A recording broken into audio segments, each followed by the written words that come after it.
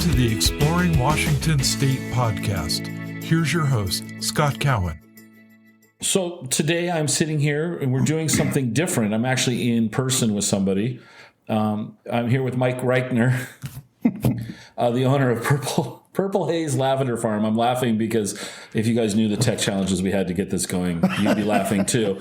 Mike, welcome. Thank you for being part of the show and being so patient today. Thanks very much. Why don't you give us a little bit of the backstory of Purple Haze Lavender Farm? Okay. Starting way back, 26 years ago. Let's go. Okay. Well, and I've told this story many times to people that ask that same exact question. You know, how'd you get started? First of all, I was a government employee, a Washington State park ranger, looking for a place to live outside the park because I've been living off the government for almost 20 years at the time. And so my wife and I looked around. We finally, after looking at hundreds of places, we finally found a place that we thought we could build a house and move up. And so we bought this place, just a bare cow pasture. I tell people it was barbed wire and cow patties. That's all that was here. And we built our house, and then I went to a meeting with some community folk that were trying to get a personality back to the community, and they were pushing folks to maybe consider growing herbs commercially, specifically lavender, because it wasn't being grown in the United States at the time. It was mostly produced in France, and France was having problems producing it because of some immigration problems. So I came home that night and I announced to my wife that we were going to be lavender farmers. She was just thrilled, of course, as you can imagine. So that next spring, I planted 19 lavender plants. And we found out which ones we liked, and which ones made it through the winter. And that fall, I think I planted about 250 plants. Okay. We've got thousands and thousands. As you can see, we've got thousands and thousands and thousands now. And then that next spring, I put another 200 in. Of course, that's just that little plot down by the house. And I decided that I would allow the public to come in and pick their own lavender bundle. And my ranger buddies laughed me off the face of the planet because they thought, oh, God, here goes this big thug, and now he's going to be a lavender farmer and let people come to his farm and know that you're going to let them plant lavender. Well, I just happened to get really good press from the local press. Mike Reichner is going to allow people to come and you-pick. And it just took off. We were able to develop a website. I think that was our third year. We built a little primitive website, and the public was just getting into the computer scene. I was lucky on the leading edge. I think we were really lucky because there was nobody else doing something like this. You know, you had you-pick berries, had you-pick apples, lots of different you-pick deals, but nobody was offering you-pick lavender. Flowers, yes. There was no lavender farms anywhere in the United States except for a couple places down in California. So I was new to the region, and we embraced people and made it a happy place to come. We give everybody a little pair of toy scissors and a 7-inch twist tie, and whatever they could get in that was $5. And now we sell thousands and thousands and thousands of bundles every year now that way. And I like the idea of people paying me to harvest my crop. It's worked out pretty well. So now, of course, 26 years later, we've been discovered. We were fortunate, again, to be the new kid on the block. Nobody else was doing it. Now, of course, there's about 30 lavender farms in the area. So I'm not the new kid on the block anymore. I'm kind of the granddaddy. But the competition's got a little stiffer, too.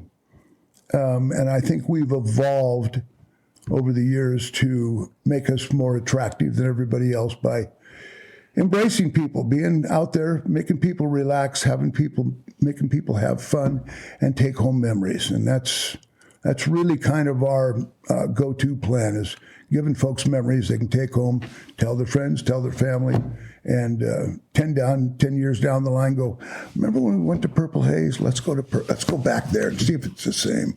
We've got people that have come here every year since I started. I've had people come in with hats, Purple Haze hats that we sell, wearing the original hat from 1996 with those kind of memories. Do you remember me? How often do we hear that? You remember me, Mike? Remember me? Sure I do. Gone through a few faces here, but yeah, we want people to have fun when they come here. We don't like rules. We trust that people are going to behave themselves. A lot of times that's come back and bit me, but for the most part, people are really, really appreciative that we're here and treat us like everybody wants to be treated. When you started, did you name it Purple Haze from the very beginning? From the very beginning. So what was the inspiration for Purple Haze Lavender Farm, the name? Well, I'm in my mid-70s. So if we do our math, I was kind of I was a hippie.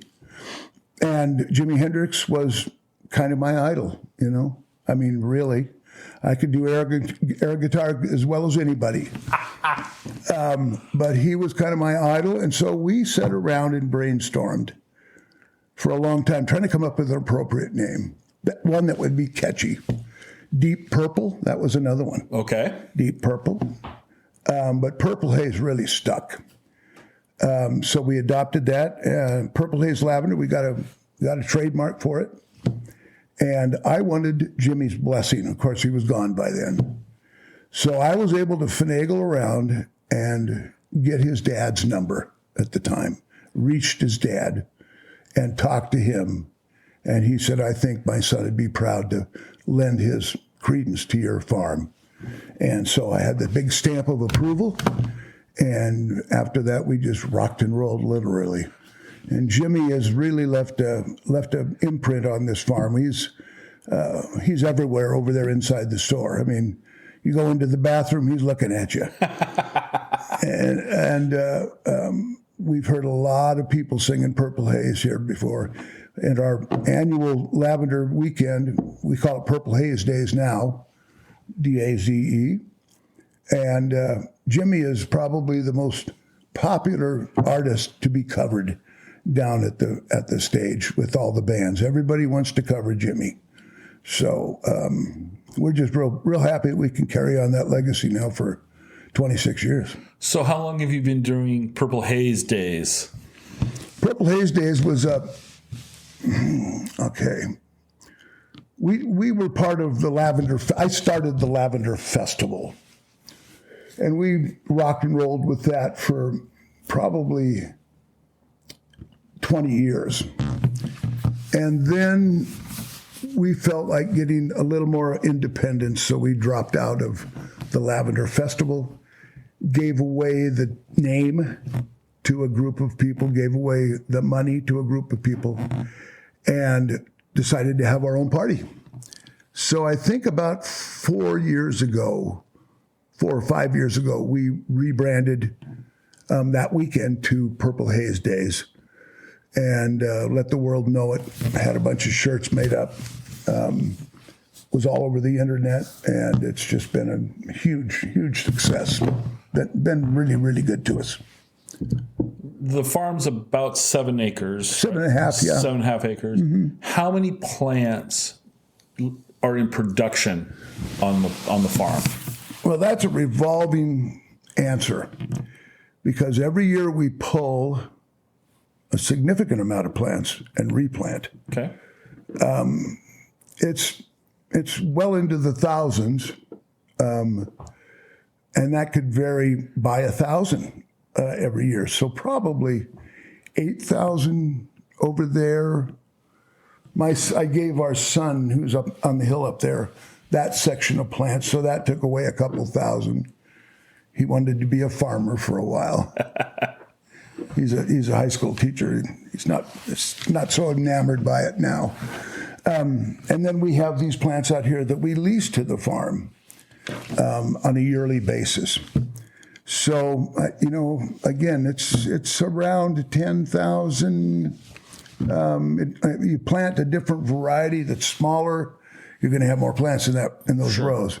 You plant a big oil-producing plant like Grosso, and it's much larger, so you're going to have fewer plants per row. So, it really is a variance every year. How long are the plants? So you said you pull them fairly regularly. Mm-hmm. How long are they good for, if you will, from a production standpoint? Yeah. Well, it varies from variety to variety, of course. But if you were just to give it a thumbprint, it's around 8 years. Okay. 8 to 9 years. If you're growing a plant for oil, they don't have to be pretty, so they last a little longer, But if you're growing it for the bundle itself, which is what a lot of our buyers are, they buy those dried bundles. The stems have to be long, and the color has to be pretty verdant. Brilliant. So those, you can get 8 years out of those, 7.5. The oil producers just a little bit longer. The stems continually get shorter and shorter every year. Okay. So you get about, I'd say, 8 years. Okay. And we're all organic, so we don't use any pesticides, any herbicides. Every row is hand hoed.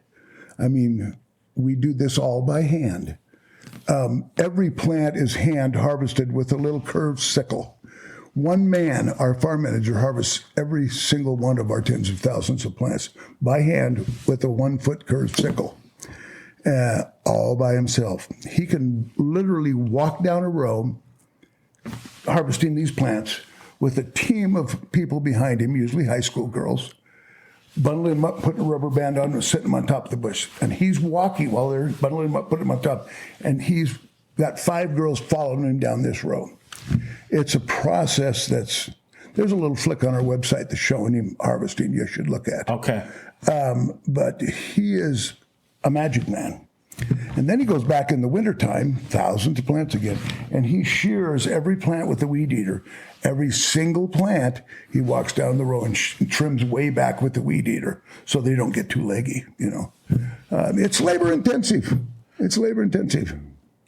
Earlier, before we started recording, you were talking about the organic aspects of your farm. I'd like to kind of circle back to that because you take great pride in this, obviously. I do. That your farm is certified organic, but almost, the word I'm looking for is kind of like full circle. Everything has a sustainable. Thank you. Yep. Share with us a little bit more. You were telling me earlier about what you were doing with the stocks and all of that, and I think that was pretty fascinating. Yeah. Well, I've been committed to organic from the get-go, and I was the only farmer that was committed to organic.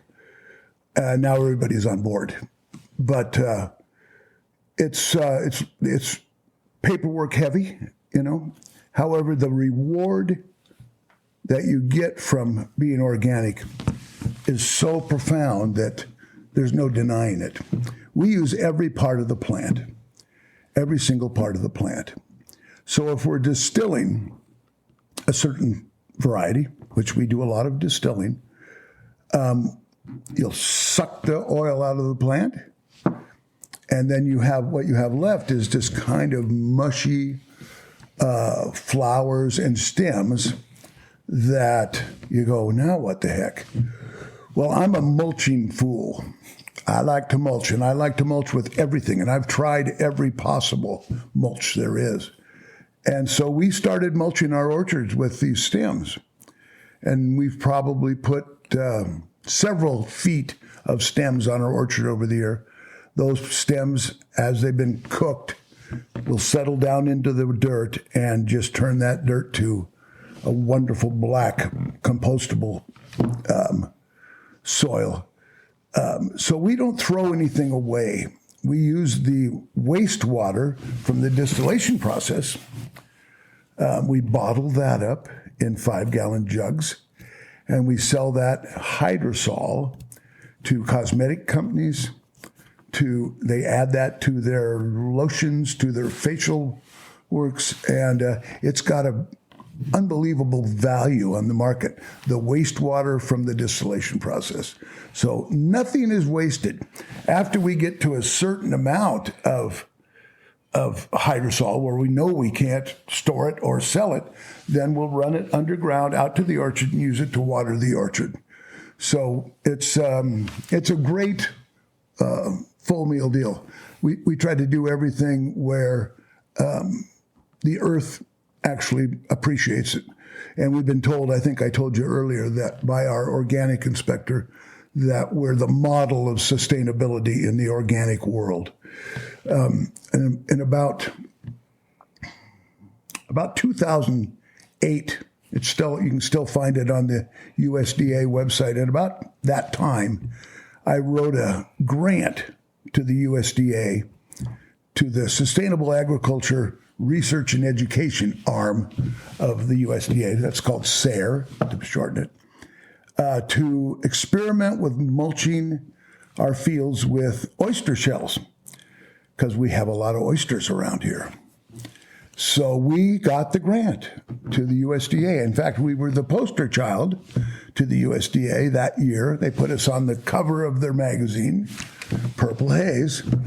And what we were trying to do was raise the quality of the essential oil in the plant to just a higher quality. It's hard to explain, generally speaking. It didn't work. It didn't raise the quality. But what it did do is it negated the need for weeding. The weeds couldn't grow through those sharp oyster shells. We put them on about a foot deep, whole shells a foot deep, all around the plants and down the rows. Negated the need for weeding. The weeds couldn't push through it. Negated the need for ever having to irrigate because the sun couldn't get to the soil.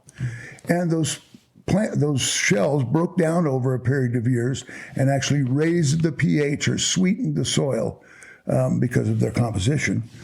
So it was really a triple successful deal for us, even though we didn't achieve our goal in raising the quality of the oil. Are you still doing that now? Or you're still using theirs? Yeah, there's an interpretive sign that we had made over there that we put up. The shells now, these are big oyster shells. They have now broken down into little chips over the last 10, 15 years. So they've just like the stems, when you use them, it goes right down into the soil. A really neat example of what you can use, that local mulch that at the time was free. They wanted to get rid of their shells. You'd be surprised at the price of oyster shells now, because a lot of people want to mulch whatever they have with oyster shells. It's pretty. They're white, stark white. Right. So that background of white against my purple flowers. Did the sun reflect off of that? Oh, wow. They just bleached them out white. And it actually, that was my idea at the time, raising the heat units to the plant, thus increasing the quality of the oil. Okay. It didn't really help that much. It didn't help. No, but we still sell every bit of oil we can distill is gone every year. So I want to go back to the water, the wastewater.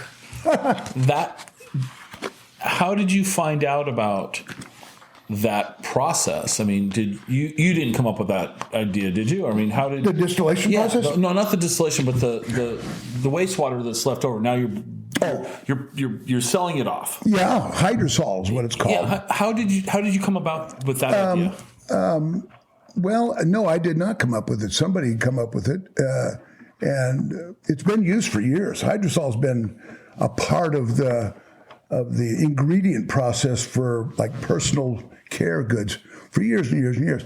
And the reason is typically is that it's so much less expensive than the actual essential oil itself. Okay.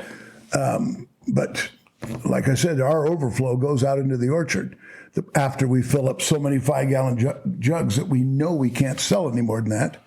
We just water the orchard with it. That's so yeah, and it smells. Circle. The orchard smells pretty well. Yeah, I bet it does. When that distillation plant, did you see my distillation plant over there? Yes, I did. That's a great big stainless steel structure. Yes, that's a 1.2 million BTU still. If you understand British thermal units, that baby rocks and rolls when we fire it up. It makes the ground tremble when it's. Oh, really? Yeah.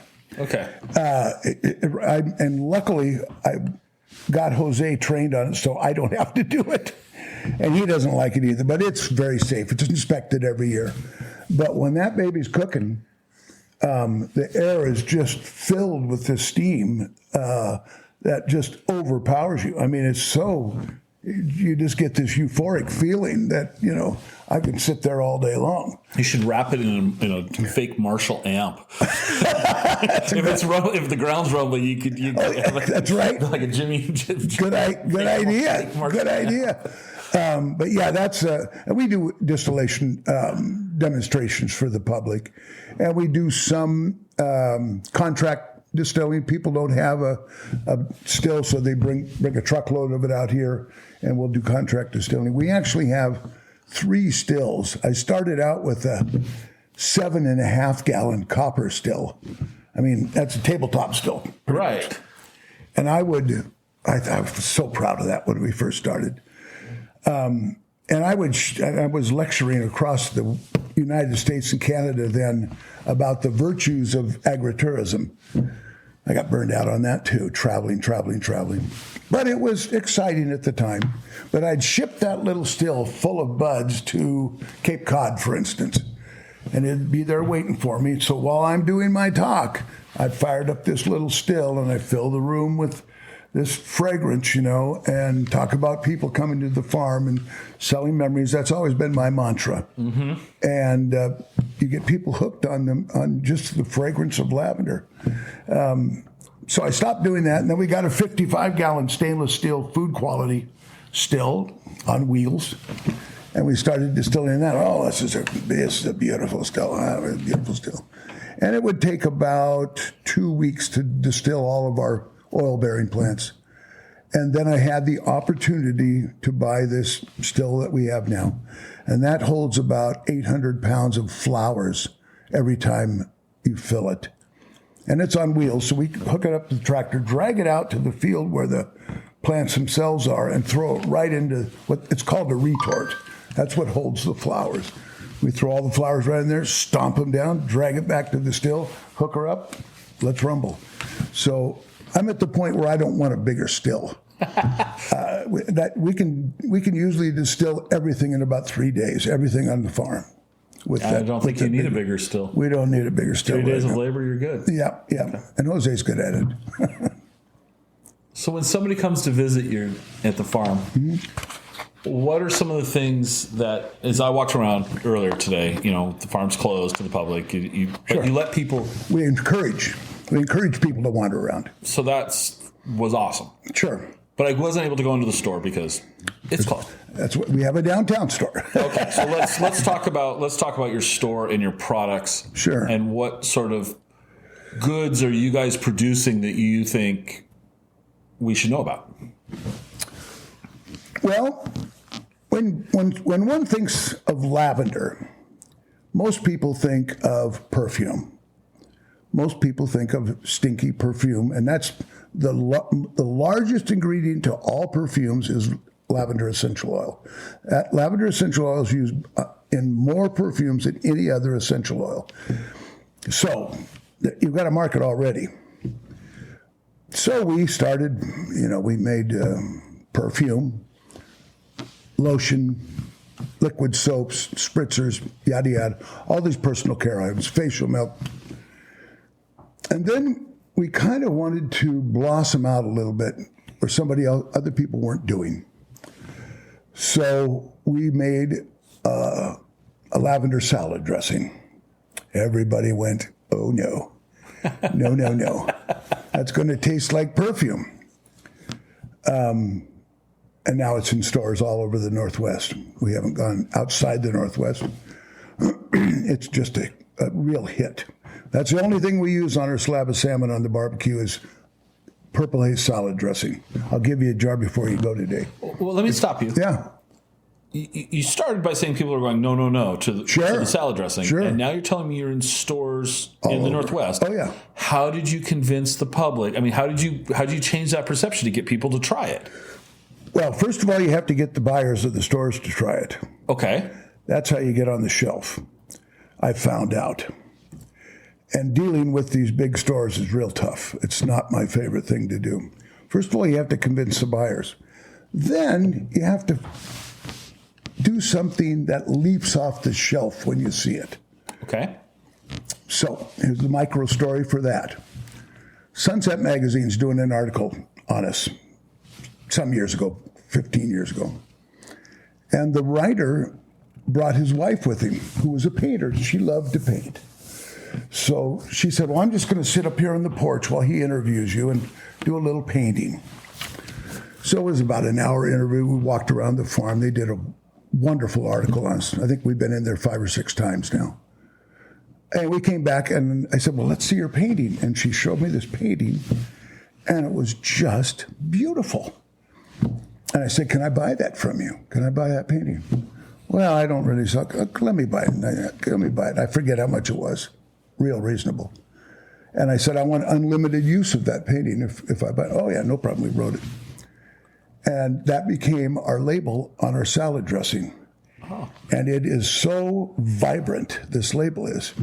You can't help but pick it up out of a bunch of salad dressings on the shelf. You can't help it. I'll show you today before you leave. So people were forced to buy it because of the beauty of the label. And it just caught on. And now it's a big seller everywhere. I mean, everywhere. Okay. So we made it so you had to take it. Okay. So that was kind of the start of our culinary line. Now, I guess it wasn't. Ice cream was the start of our culinary line. We sell tens of thousands of ice cream cones every summer. And I mean, that's no exaggeration. I think we have 7 different flavors of lavender ice cream. Okay, so I'm going to stop you. Okay. Two questions about the ice cream. Sure. First, are you making the ice cream or are you having somebody make it for you? We're having it contracted through an iconic ice cream company. Okay. Yes. And then how do you get 7 flavors out of lavender? Lavender white chocolate, lemon lavender sorbet. Okay. And on and on and on. Okay. Lavender mint. What you're doing is just taking an ice cream that is really good and putting a little piquant twist to it by adding lavender. Mm-hmm. You can't deny the overwhelming wonderfulness of our ice cream. You can't deny it. People will stand in line 100 feet long to buy an ice cream cone at our place. At the time of COVID, though, they were 6 feet apart. I'm kidding. That's true. But That's you're true. telling me That's 100 true. feet, 100.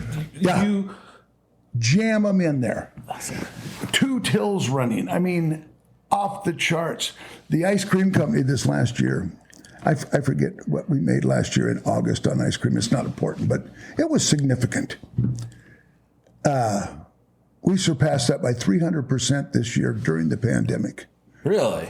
Busiest ice cream August that in 26 years we've ever had during a pandemic.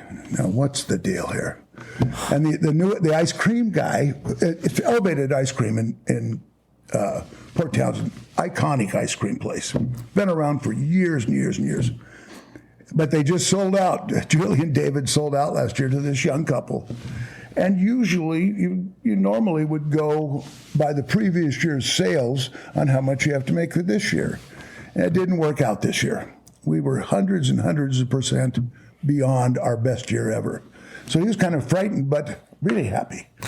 Really happy. But that's kind of where our culinary line started. So I delved into it. Hey, this is going to work. You know, they like my salad dressing.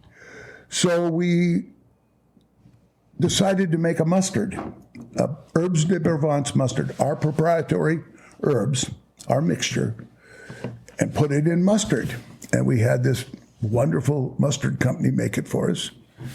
And 2 years ago, it won the Mustard World Championships Out of 1,500 mustards, it got the gold medal. Wow. Best herbal mustard on the planet. Did sales go crazy after that? Best mustard on the planet. So that kind of worked out. And then we started making our proprietary herbs de Provence. We sell that by the pound to country stores. By the pound, they take a big shift out of there. I should give you some of that before you go too. You'd love it.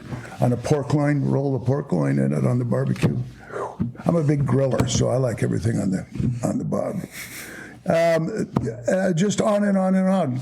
Culinary lavender in a little tin like that. We raise a beautiful, beautiful blue variety called purple velvet. Oh, Jesus. I'm having a senior moment. Royal velvet. That when dried, it doesn't lose any of its pop. It just is gorgeous. So again, it's something you look at, man, that's got to be good because it looks so good. So again, we're just giving people memories, and we sell so much stuff here and before the COVID, we'd have free samples of everything, Right. Couldn't do it this year, so people were really rolling the dice this year when they bought something. But when you show them the gold medal and you show them the reviews that we've got, it pretty much seals it, But culinary is kind of an experiment, or it was. It's not so much anymore. It's hit the big time. We make lavender sugar to use in baking. We use a lemon lavender pepper that we sell all over the continent. It's just on and on and on. It's really probably now as valuable as the personal care products, the culinary line. So how many products do you guys have in your overall product line? Boy, well, it's close to 100. Wow. Yeah, because we also have a lot of products that we consign. Lavender neck relaxing, heat. We can pop in the microwave. Mm-hmm. Lavender masks, lavender dog kerchiefs, and on and on and on. Yeah, purple haze. So it's significant when you figure that we started with 3 products. That's amazing. Yeah, it's kind of been an evolution for us. And you have a physical store in downtown Sequim. We have right in the core of Sequim, what they call the Golden Block. We've had that since 1998. So we're the longest tenant in the Golden Block down there. And it's open 7 days a week, year-round. I think the only days we're closed is Easter and Christmas. So they rock and roll down there from 10 to 5.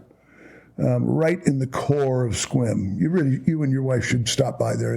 You can get an idea of what this store here looks. They're almost twins. The farm store and the downtown store are almost twins. The downtown store is really kind of a front for what really goes on in our space down there. Because behind the wall of the store is our shipping department and our manufacturing area. And that's where the rock and rolling is going on.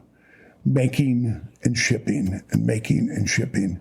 It's a bustling hub back there. So the store pays the rent and keeps it nice so people can still buy our products in the off season, but backstage is where it's really happening. Okay.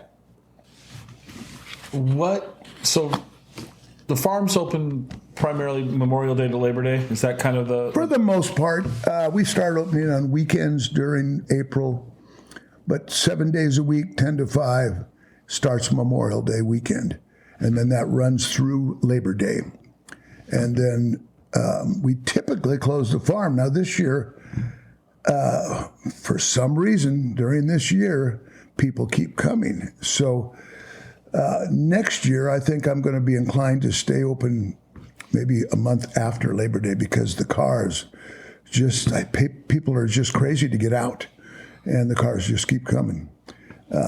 Our plant sales really start mid-March, where we start shipping plants. So you guys sell plants too? Oh, yeah. We've got our own propagator. In fact, I saw him here yesterday. He's a famous propagator. He's made a self-made famous propagator. Travels the world helping people get started in this industry. But he comes and takes thousands and thousands and thousands and thousands of cuttings every fall, raises them through the winter in his greenhouses, and they're ready in spring to ship or sell right off the farm down here. Our shipper will ship, I'm in the thousands again, probably thousands of orders of plants around the world. Wow. All around, yeah, we're certified all around. We can ship our plants everywhere. Yeah, we sell plants. How many varieties of plants do you have on the... Well, let me ask that two questions. Yeah. How many varieties of plants do you have on the farm? Okay. And then how many varieties of plants do you sell? Okay. It's probably about the same, because we want people to experience that plant before they buy the little one. Okay. I want people to go over and take a little flower off. I like that. That's real sweet. Or, well, it's a little too camphorous for me. I like this one. Well, it's right over there. So I think the reasonable answer would be, and it'll vary too. Okay. Depending on which ones I pulled, which ones I put back. But I think about 9 or 10 varieties is what we sell and grow commercially.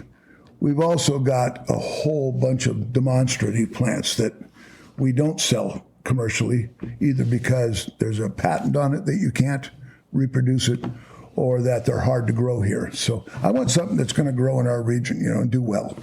So I think probably 9 or 10 varieties are good.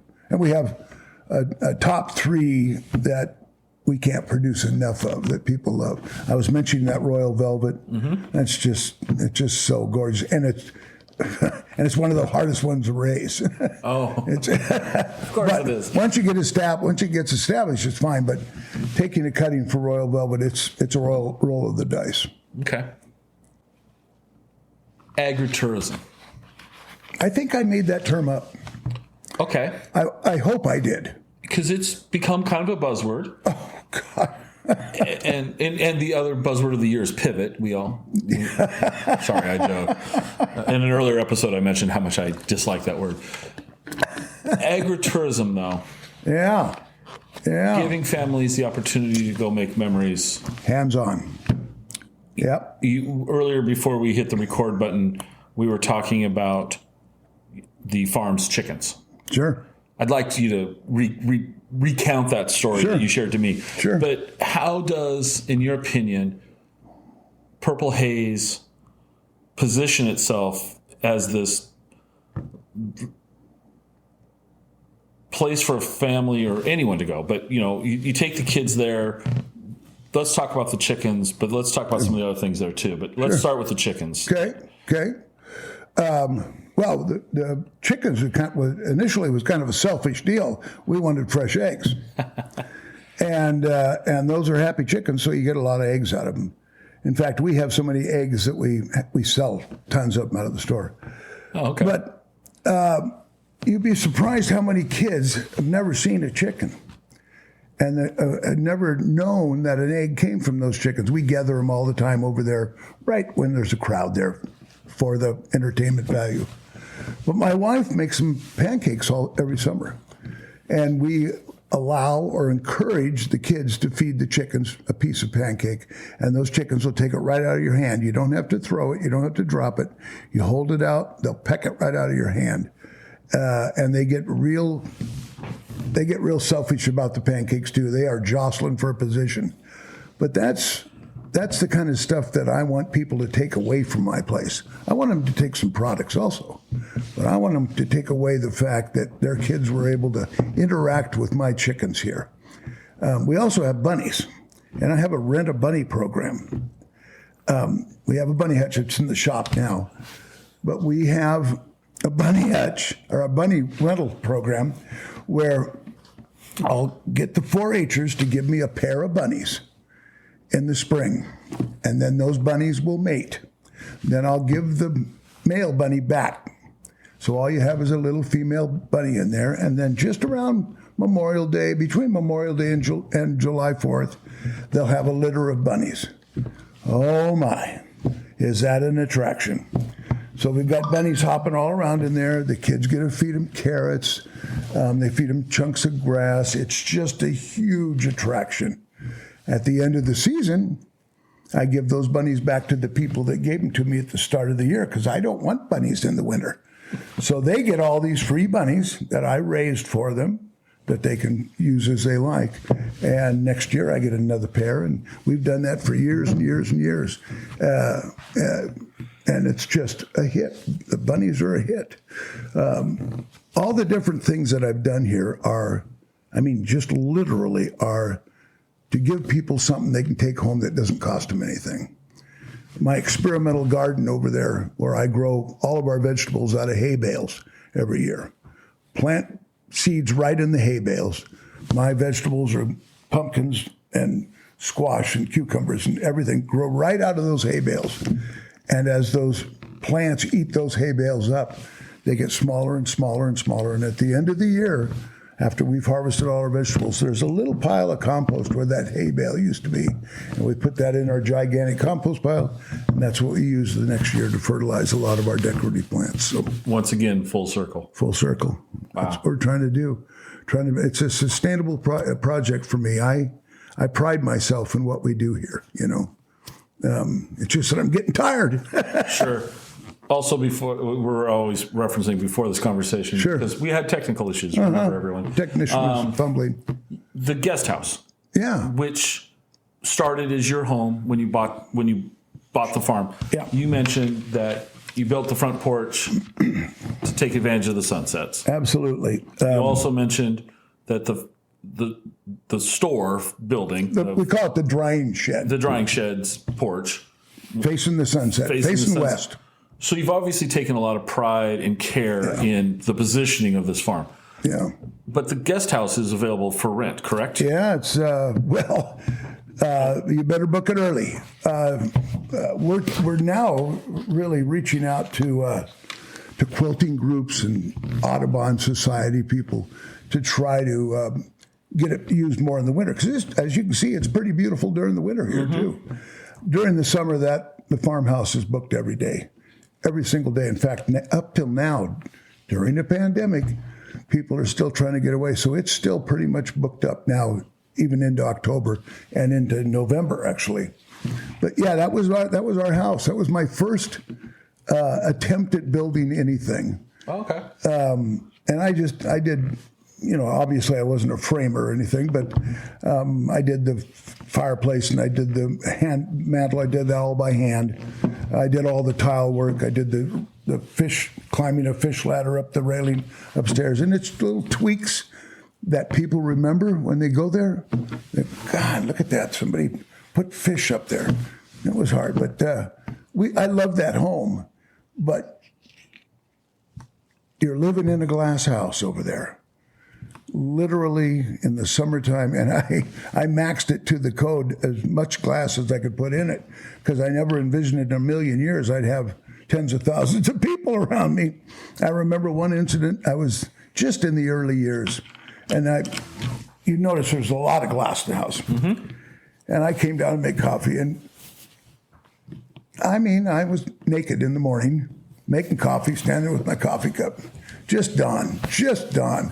Looking out and admiring my farm, going, man, this is so cool. And I see a little glint, and I go, what's that? I'm up by the drying shed, and I'm looking up there, and there's a woman up there with a telescopic lens taking a picture of the farmhouse, and I'm standing there buck naked in the window. That's a memory. Yeah, there's a memory. There's a memory for her. I've had people before come in and say, which way's the bathroom here? Seniors that look a little confused anyway. It's right over there. And they come in, I say, by the way, sir, this is a private residence. This isn't a public restroom area. Oh, that's happened dozens of times. That's kind of what encouraged us to move across the street. It was time to let other people start enjoying the farmhouse, Yeah. And it's been a real nice revenue stream. It's been helped a whole bunch with the mortgage. That's great. So yeah, so we really and for the most part, we've had no real issues. One little story about that. One of our housekeepers quit. got retired or something. And so my general manager's daughter thought she might want to clean the house. We give them $75 for every time they clean it. Be a good revenue for a high school kid. So Vicky, my general manager, was going to take her down and show her how to clean the house after this group left. So they go down to the house and they opened the door, and it was a bunch of college kids from Southern California. They opened the door, and it's a table just like this, and there was a foot of garbage on the table. Old fish carcasses, shrimp shells, clam shells, stinking, nasty. They fried everything. They just opened the back door and just threw the grease out onto the lawn and onto the back deck. It was just a horrific disaster. By the way, they didn't get their damage deposit back. But Kaylee at the time, the girl, said, Mom, I don't think I'm really interested in cleaning the farmhouse. but that was just an awful example. And it didn't happen very often, but that was a real eye-opener there. That was a real eye-opener. These kids that are entitled kids, rich kids, just didn't care if they lost the damage deposit, So they probably thought they were having a good laugh at somebody else's expense. Right, somebody else's expense. So that doesn't happen often, but we've had some over the years, 26 years. You're bound to have stories. Stories. I one time I was being interviewed by Wazoo, the ag department at Wazoo, standing out in the driveway over there, and my farm manager at the time came up and said, Mike, we've got a little issue over here at the chicken pen. You better come over. And I said, well, right, I'm in the middle of it. She said, well, you better come over. So I ran around the corner of the chicken pen, and my Jack Russell that I had at the time, Gordy, was at random killing chickens one after another just for fun. I finally got to him. There was one chicken left. He killed all the chickens but one. People everywhere, people everywhere. Memories. I mean, just stuff like that, that I remember as being an incident that I'd rather not have this a reoccurring deal. But most of the time, it's a wonderful, wonderful lifestyle. And that's why people want to purchase it, is because the lifestyle more than makes up for the craziness. It's, a great place to raise your kids. I raised my kids over there. One of them stayed local and was now a teacher, but great way to raise kids. So on the porch at the drying shed. Yeah. Is this wood carving? Oh, yeah. Jerry. And when Chris wrote the original article for us about your farm, that photo caught my eye. And you shared a story with me. It has really nothing to do with the farm. No. But I think it's a great story. No. And I'm going to ask you to share it. We'll wrap up with... Sure. Well, actually, we'll wrap up. That'll be the last story, and I got a couple other questions for you. Okay. But I'd like you to share that story, because I personally think it's awesome. Well, I do too. My bride and I, we typically, up until just a couple of years ago, would spend the whole winter in our place in Mexico. We had a house down there. So we were all locked and loaded in our car we were probably towing a trailer and rooftop carrier and a cargo carrier on the back, and right to the top, our dogs, everything. And we're headed down Interstate 5 toward our house in Baja. And we get down around Eugene, Oregon, and there must be an accident ahead or something that stopped all 4 lanes of traffic, and they're just barely moving. Bumper to bumper, moving. And figure over to the right of us caught Rosie's eye, and it's this guy standing in the back of this pickup truck, carving, full-size human carving of Jerry Garcia. And Roz immediately said, I've got to have that. Really, honey? Well, we're on our way to Mexico. No, I've got to have it. So, okay. So I start edging that way, and I get about 2 lanes away from him, and we can see a sign on the side of his car door with his phone number on it. So Roz gets out her phone, teet, calls me, and the guy says, hello, and she goes, hi, I want Jerry. And the guy goes, who is this? And Roz says, look to your left. And so he looked over and looked around. We have our peace sign figures sticking out of the windows. It's us. We want Jerry. And the guy goes, well, I just got back from a show. And Roz says, I got a pen. I've got my credit card right here. And so he went, okay, how much is it? I can't forget, it was overpriced, I think. But we right then and there gave him our credit card number. And he said, it'll be waiting on the porch when you get home.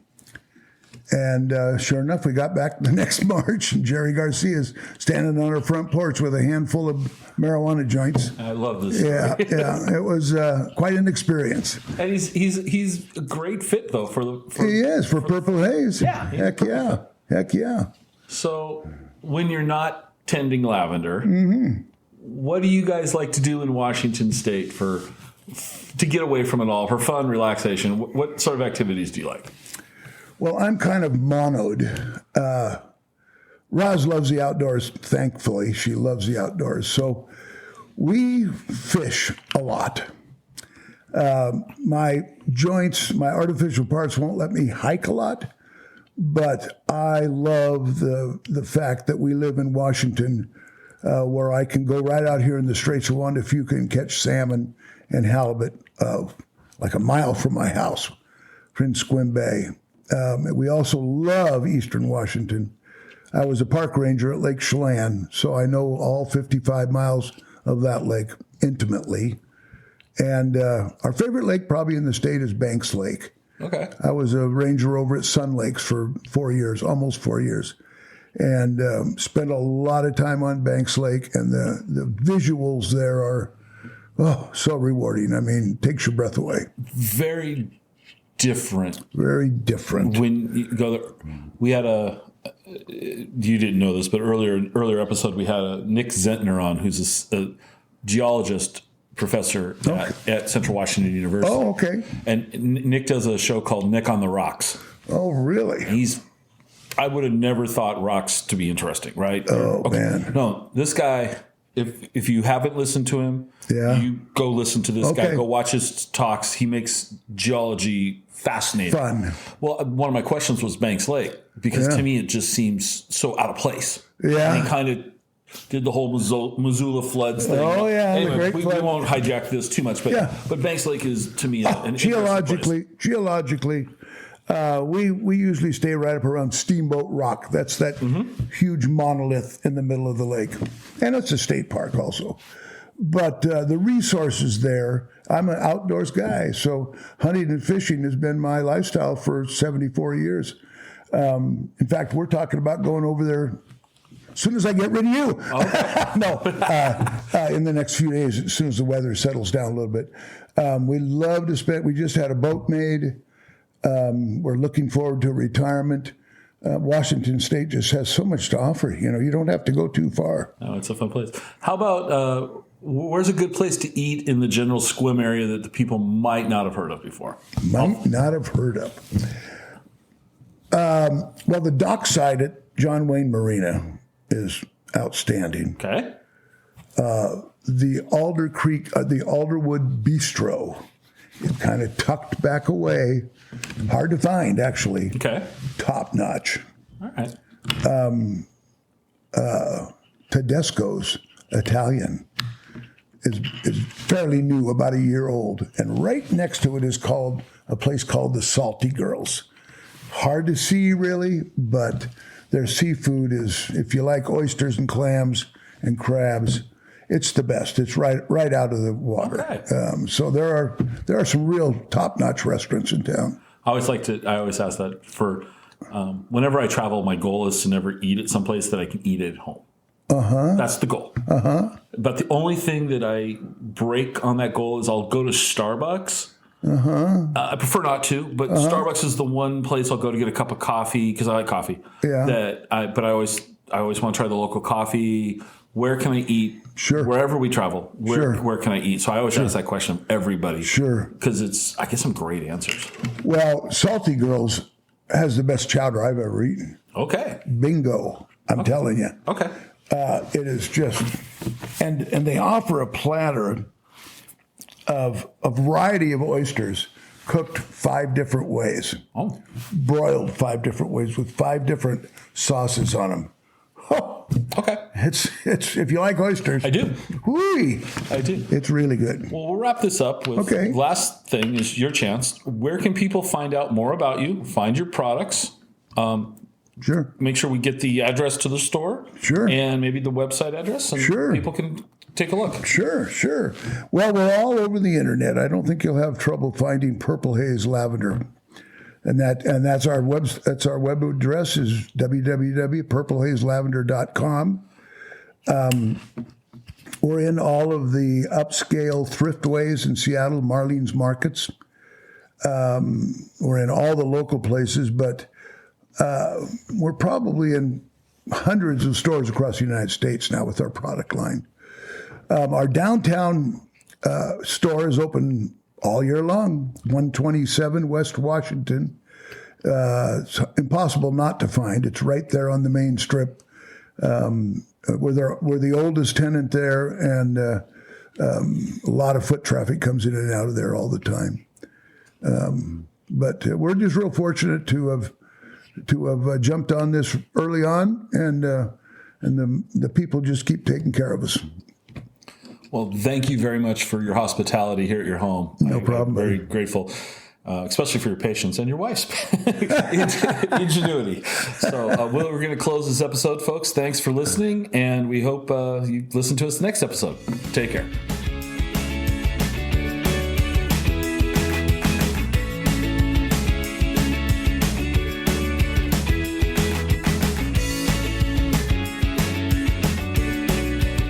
Join us next time for another episode of the Exploring Washington State podcast.